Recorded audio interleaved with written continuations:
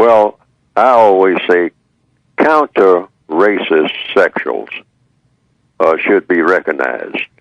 In other words, all sexuality should be programmed, you might say, codified in a compensatory way, codified to compensate for all of the forms of sexuality that are not working.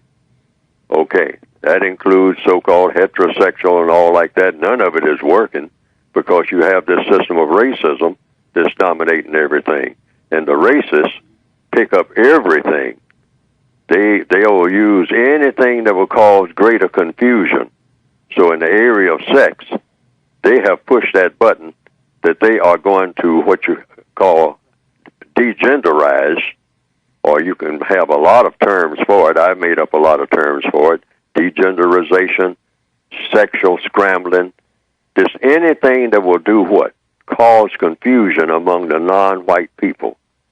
And recently, I'll say in the last 30 years, they have centered on sexual activity as being one of their prime strategies for causing confusion among the non-white people of this planet.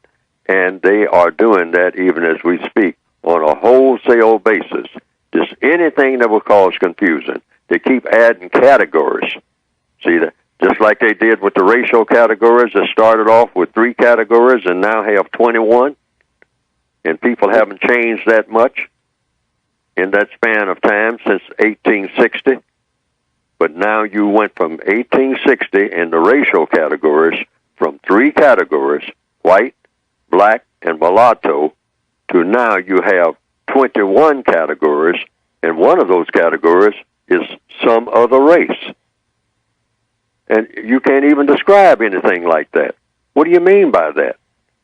And then they don't even point to color consistently, except the non-color white, if you consider white a non-color, if you're talking about people, but white is a color if you're talking about paint.